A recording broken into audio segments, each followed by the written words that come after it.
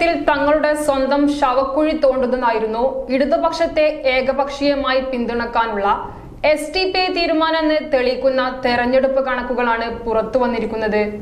34 ഔദ്യോഗിക സ്ഥാനാർത്ഥികളും വള്ളിക്കുന്ന് കുണ്ടറ മണ്ഡലങ്ങളിലെ സ്വതന്ത്രരുമടക്കം 36 പേരാണ് SDPIക്ക് വേണ്ടി ഇത്തവണ മത്സരിക്കാനിറങ്ങിയത്. എന്നാൽ വോട്ട് വിഹിതത്തിൽ നോട്ടയ്ക്കും ബഹുദൂരം പിറകിലാണ് SDPIയുടെ സ്ഥാനം.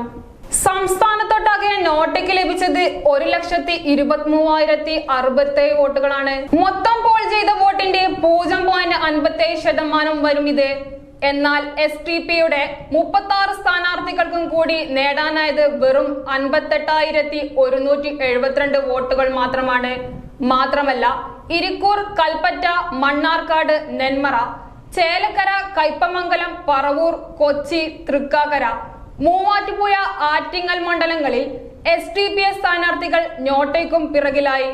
നോട്ടയ്ക്ക് ലഭിച്ച മൊത്തം വോട്ടിന്റെ പകുതി പോലും തികയ്ക്കാൻ കഴിയാത്തതാണ് കേരളത്തിലെ രാഷ്ട്രീയ ഭൂപടത്തിൽ പാർട്ടി നേരിടുന്ന വൻ തിരിച്ചടി. 2021 നിയമസഭാ തെരഞ്ഞെടുപ്പിൽ 40 സീറ്റിൽ മത്സരിച്ച SDPI 75,566 വോട്ടുകൾ നേടിയിരുന്നു. ആകെ പോൾ ചെയ്തതിന്റെ 0.36% ഇത്. 6 സീറ്റുകളിൽ കുറവ് മത്സരിച്ച ഇത്തവണ 21,814 വോട്ടിന്റെ കുറവുണ്ടായി എന്ന് മാത്രമല്ല വോട്ട് വിഹിതം വെറും 0.27% ഒതുങ്ങുകയും ചെയ്തു.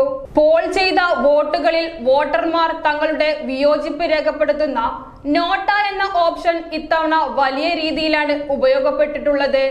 സംസ്ഥാനത്ത് ഏറ്റവും കൂടുതൽ ആളുകൾ നോട്ടയ്ക്ക് വോട്ട് രേഖപ്പെടുത്തിയത് മഞ്ചേരി മണ്ഡലത്തിലാണ്. ഇവിടെ 3,313 പേർ ഒരു സ്ഥാനാർത്ഥിയോടും താല്പര്യമില്ലെന്ന് വോട്ടിംഗ് യന്ത്രത്തിലൂടെ രേഖപ്പെടുത്തി.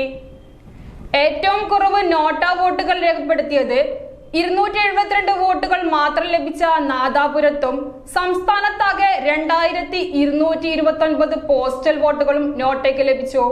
SDPI മാത്രമല്ല മറ്റ് ചില പ്രമുഖ പാർട്ടികളെയും ഇത്തവണ നോട്ട പിറകിലാക്കി.